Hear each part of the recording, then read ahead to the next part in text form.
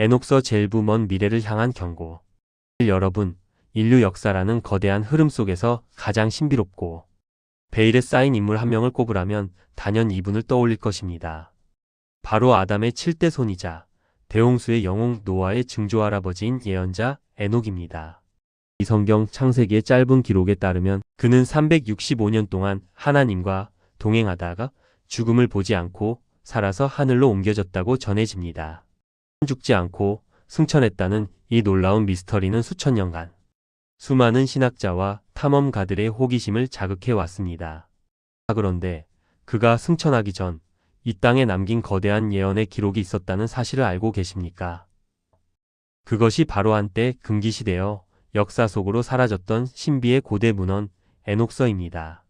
에녹서는 오랜 세월 동안 이단적인 시각과 정치적인 이유로 정경에서 제외되어 잊혀가는 듯 했습니다.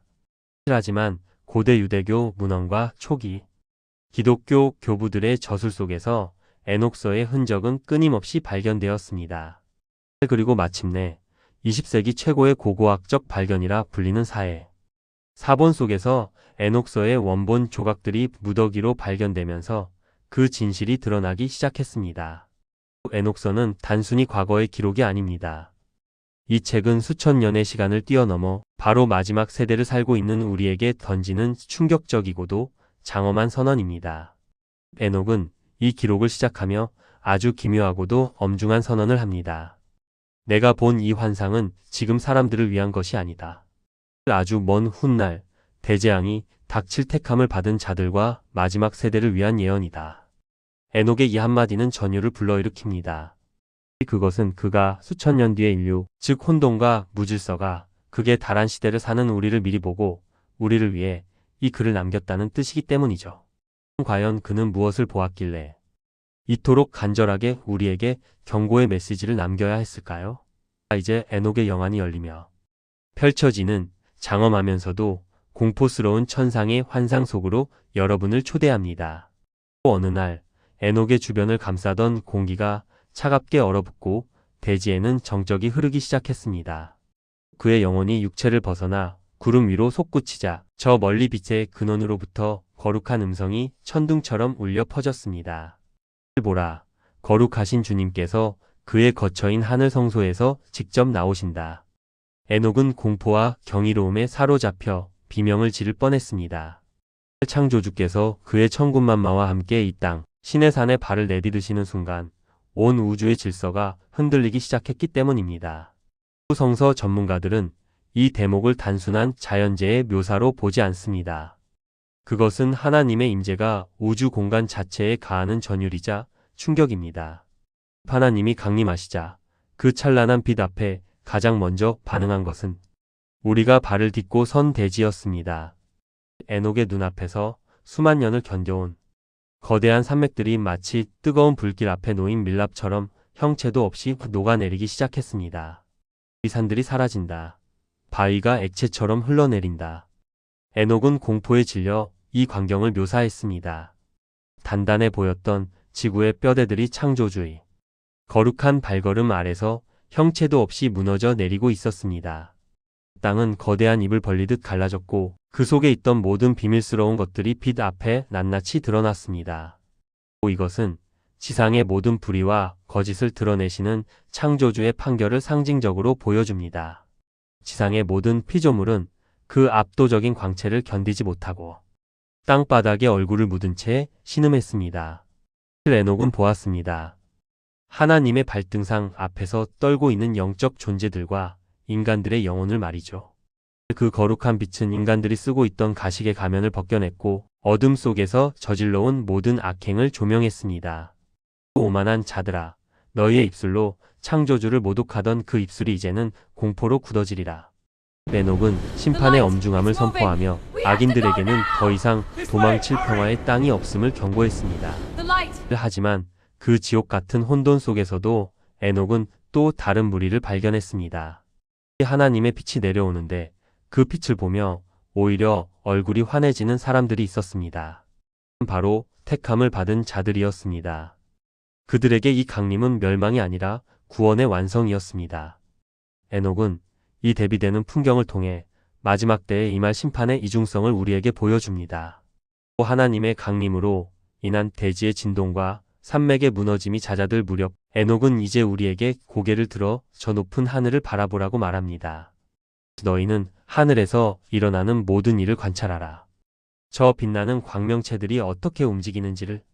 에녹의 외침은 깊은 울림으로 다가옵니다.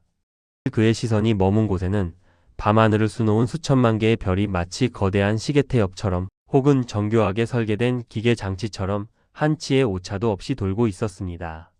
보라, 저 별들은 창조주가 정해준 궤도를 단 한 번도 이탈하지 않는다.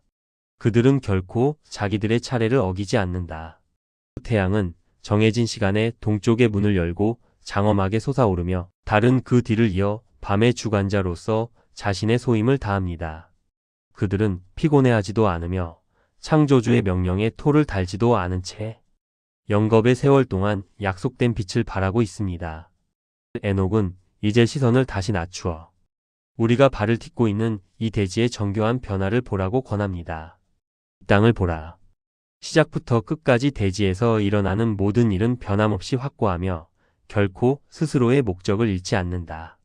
여름이 오면 태양의 뜨거운 열기가 대지를 달구고 모든 생명은 타오르는 대기 속에서 간절히 그늘과 물을 갈구합니다. 하지만 이 뜨거운 고통조차 하나님이 정하신 질서의 일부임을 대지는 묵묵히 그리고 기쁘게 받아들입니다. 나무들은 여름의 떼약볕을 견뎌내며 푸른 잎을 더욱 무성하게 틔우고 지친 생명들에게 안식처를 제공하는 법을 결코 잊지 않습니다. 반대로 겨울이 찾아오면 온 세상은 마치 죽음의 잠에 빠진 것처럼 하얀 눈과 차가운 얼음 아래 고요하게 잠듭니다. 모든 강물은 흐름을 멈추고 굳어지며 나무들은 잎을 떨구고 앙상한 가지만 남긴 채 혹독한 추위의 칼바람을 온몸으로 견뎌냅니다. 인간들은 이 추위를 피해 따뜻한 집 안으로 숨어들지만 대지는 도망치지 않고 그 자리를 지키며 다음 봄이라는 하나님의 약속을 준비합니다. 에녹은 이 사계절의 순환이 결코 우연이 아님을 창조주의, 치밀한 계산과 깊은 사랑이 담긴 섭리임을 우리에게 역설합니다. 겨울의 나무들을 보라. 그들은 말라 죽은 것처럼 보이지만 사실 하나님의 명령을 기다리며 내면에 거대한 생명의 에너지를 품고 있다.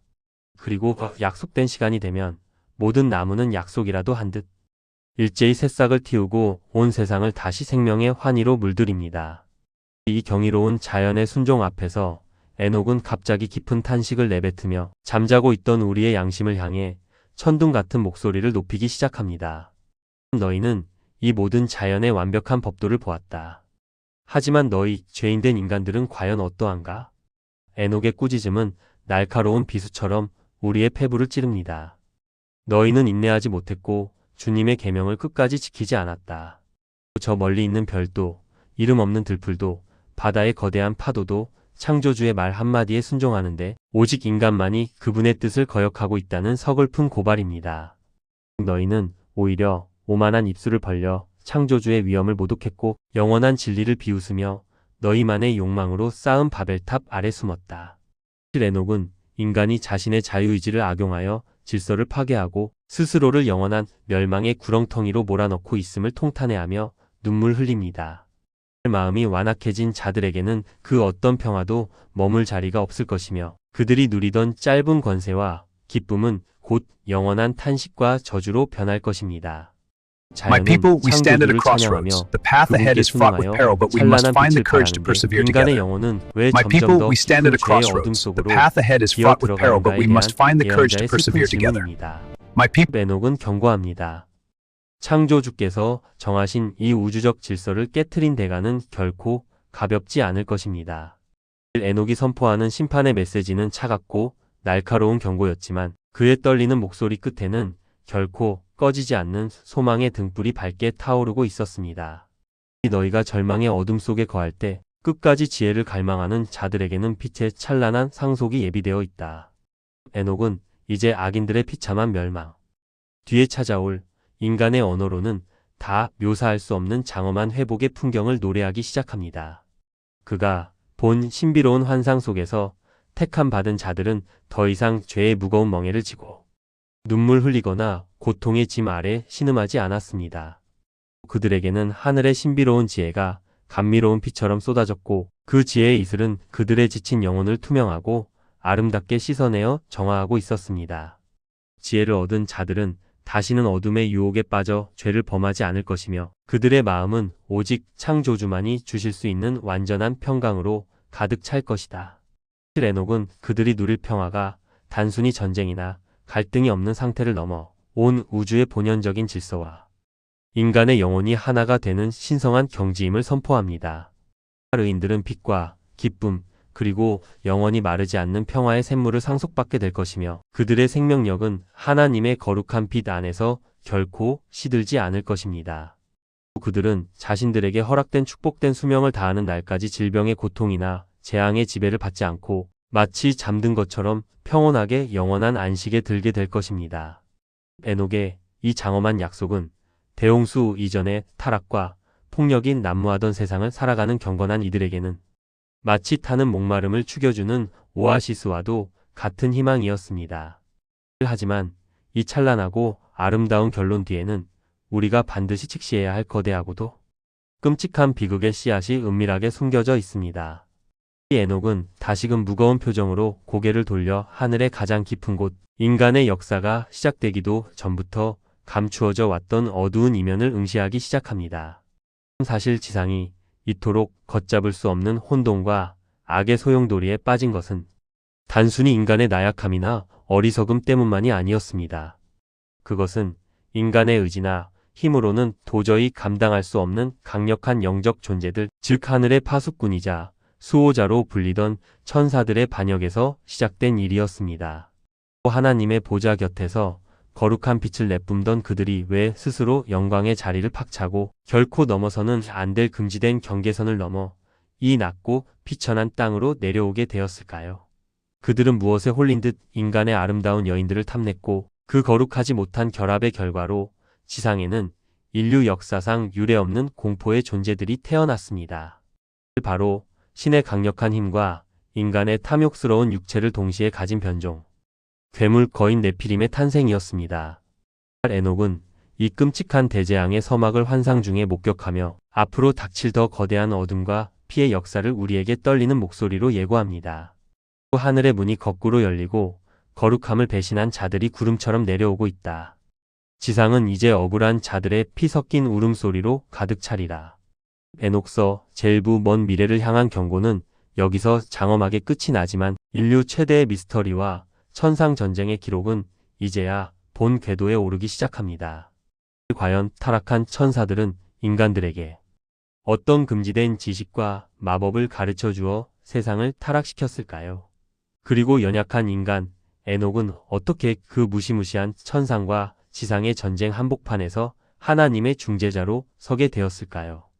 다음 시간 에녹서 제2부 천사들의 반역과 지옥의 탄생에서 그 누구도 말해주지 않았던 충격적인 진실과 경이로운 모험을 하나씩 밝혀보겠습니다.